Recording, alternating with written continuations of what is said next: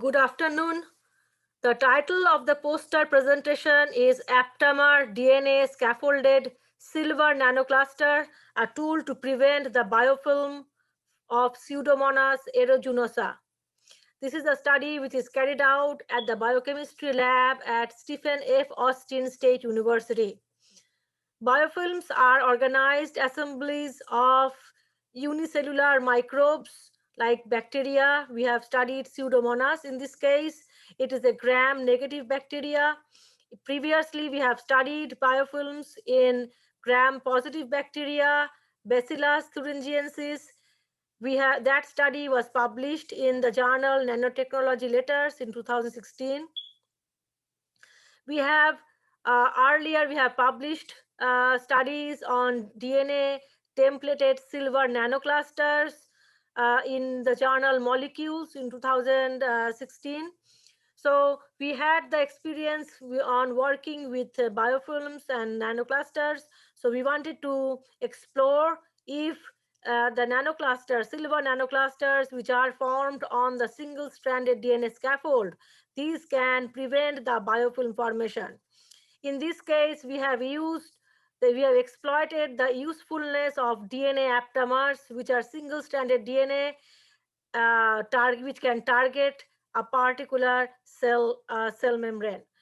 So from the literature, we found out the DNA sequence for the aptamers for Pseudomonas, and we designed our study following the sequence.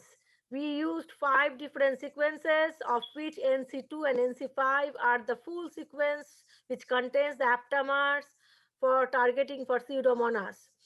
In NC5, as you see here, the 5' end and the end, the 3' end, there are 2 underlines. These are the 2 primers. In between, this sequence is a sequence which is designed by us. This sequence we have studied previously. This is a very ideal sequence to make silver nanoclusters. So this middle sequence is studied also alone, just by itself. Its name is NC3. NC1 and NC6 are the aptamer sequences which are studied alone by itself. So we made nanoclusters following this path. We took the DNA, we added silver nitrate, sodium borohydride was the reducing agent, and then the nanoclusters are formed. The size of the clusters are around 1 to 2 nanometers, and there are around 10 to 12 silver atoms which made the clusters. Due to this small size, these clusters are highly fluorescent. They have beautiful fluorescence. They absorb light around 450 to 550 nanometers. There are 2 absorption bands, and when we excite at these 2 regions, we see beautiful fluorescence. This is the circular dichroisis spectra of the DNA aptamers, which have the enclosed silver nanoclusters. In our earlier studies, we have seen that silver nanoclusters dictate the secondary structure formation in the DNA template. Here we saw that the NC5 sequence, it forms a bDNA type of structure.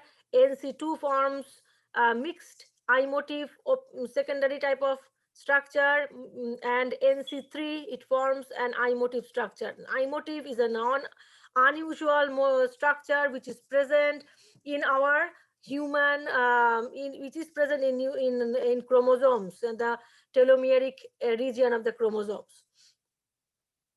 Okay, so we saw that these nanoclusters are dictating the secondary structural formation of the template, except the NC6 sequence. NC6 means this is the 5' end sequence of the NC5. This sequence contains only 1 cytosine and abundance of guanine. So we saw that it doesn't form any secondary structure, and we don't see any also fluorescence. So we do not see any fluorescence, no secondary structure is formed. That means nanocluster is not formed, and we do not see any secondary structural motif in that DNA sequence. It has strong fluorescence. When we excite at 450, we see fluorescence around 550 and 717 near infrared region. We see that when we excite at 550, we see that emission around 710 nanometers, and The NC3 sequence emits around 625. Okay, so the red color is for the NC5, which is the longest sequence. NC2, which is the other aptamer, it also has this mixed I motif type of structure. NC3 contains shows the pure I motif structure.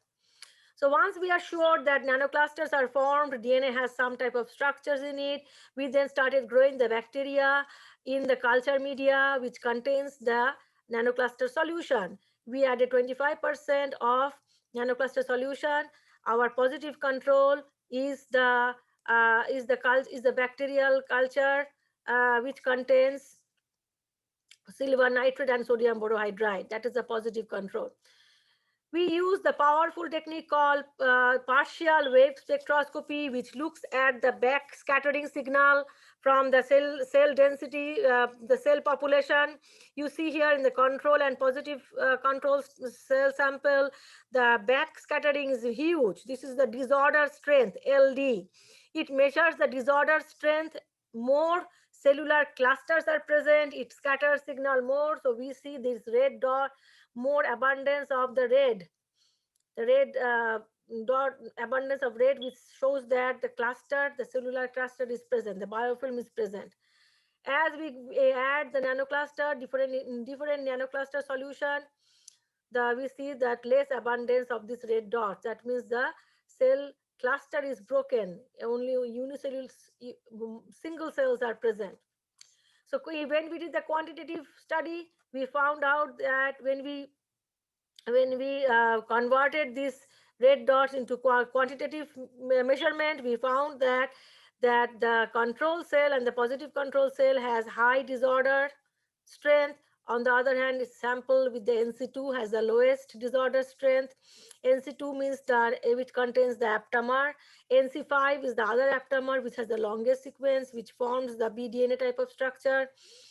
NC2 forms the I motif, some type of I motif structure, and NC3 forms the fully I motif structure. So we saw that NC3, NC6 samples have similar disorder strength as of the positive control, but NC2 contains very low compared to the control.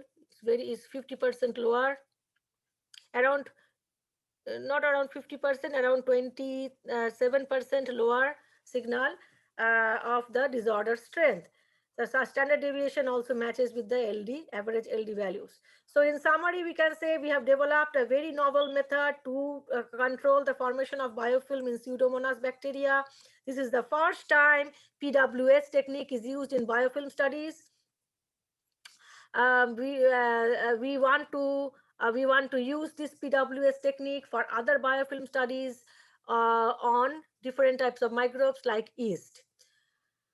If you have any question on the poster presentation, you can email me at bidisha.sengupta@sfasu.edu. I am also there in the Scholar Google. You can type my name and find me there. You can email me, or you can also email me at researchgate.net. Thank you for your attention.